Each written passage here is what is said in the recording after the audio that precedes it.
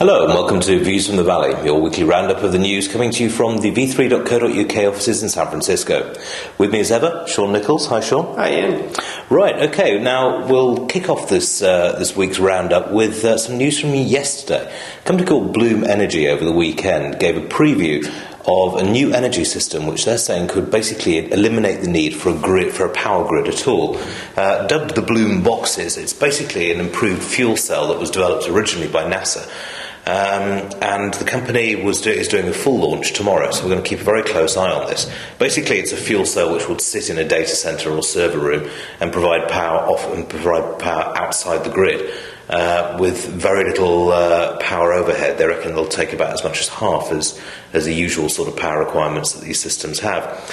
Now, I'm always kind of sceptical about these things, but it does look reasonably interesting. I mean, what's your take on it? Yeah, it does look interesting. I wouldn't expect to see one, sitting outside your house, powering your home anytime in the next few years. I mean, first off, they're still fairly large. I mean, the amount of space required for one of these units is still pretty big. It's like the size of a refrigerator? It's about the size of two refrigerators back to back. Yeah, and as far as enough to power something like a large database or a big server farm or something, you're looking at a fairly big space investment. The other thing that I noticed was that in order to operate, it has to heat up to about, 1,000 degrees centigrade? Yeah. I mean, it could be great for cutting heating bills, but I do see your point that if something goes wrong, then...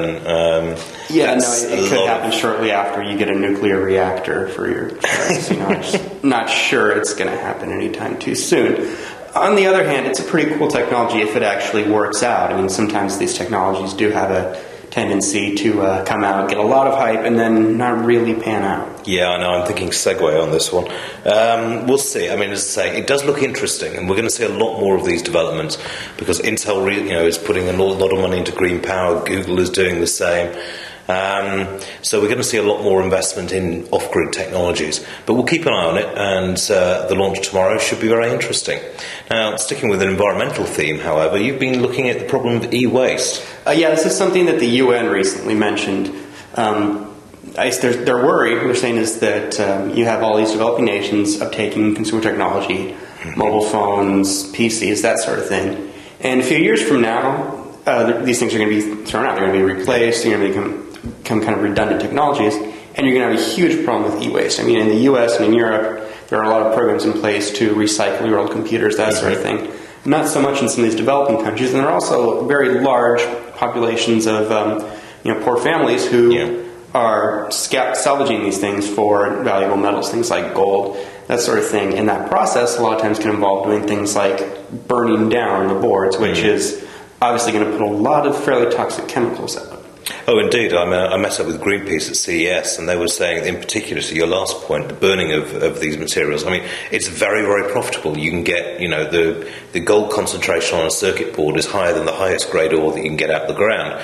But when you burn it, it releases a whole host of really, really nasty chemicals into the atmosphere. And he said, they're seeing massive cancer clusters around these factories. E-waste is going to be a bigger problem, and I think it's something that we in the West have to really address as soon as possible to take the lead. In our top 10 last week, we did actually cover this to an extent with mobile phone chargers. But, we've created a lot of this waste. We have a statutory responsibility to deal with it. I mean, was there any signs of hope from the UN in terms of countries starting to get the message? Not much. Most of what they were saying was there needs to be a program developed as the UN is looking or kind of hoping to spearhead, something that would kind of put this in place, a set of guidelines, that sort of thing.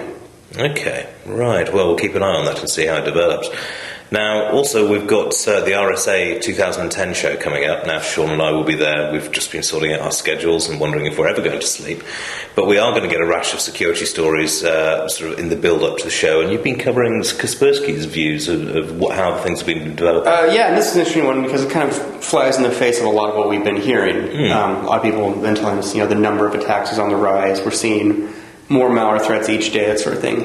Kaspersky basically said that over last year, the level kind of stayed the same. There wasn't a huge growth in the amount of malware we're seeing per day. That doesn't mean that there wasn't a ton. They estimate something like 30,000 new malware samples per per day. Yeah. But I guess what they're saying is, while it's not growing, it's becoming a lot more sophisticated, a lot more widespread attacks, very large. I think it was something 8 or 9 pieces of malware that had more than 1 million infections last year. Yeah, no, definitely. I mean, it's this really was quite a surprising one, because usually the security firms, I'm not naming names, but very big on fear, uncertainty and doubt, and, you know, pushing, these are terrible things out there, you must buy our software. Kaspersky actually sitting down and saying, actually, things have stayed pretty much the same. Kind of. They're saying things are staying pretty much the same, but everything's a whole lot nastier and worse. They mention things like polymorphic viruses, which are essentially pieces of malware that can kind of alter their own code, which makes them harder to track and spot. So yes, they're still saying, well, obviously you need to buy our product, or else you'll be doomed. You would kind of expect that, though. Yes, but they're taking a different track to say. Okay, right. And then finally, we've just had a piece of news come through in the last hour or so. We'll get a story up on the site after we finish this. Google is facing a anti-competitive probe by the EU after complaints of monopolistic behaviour from Microsoft.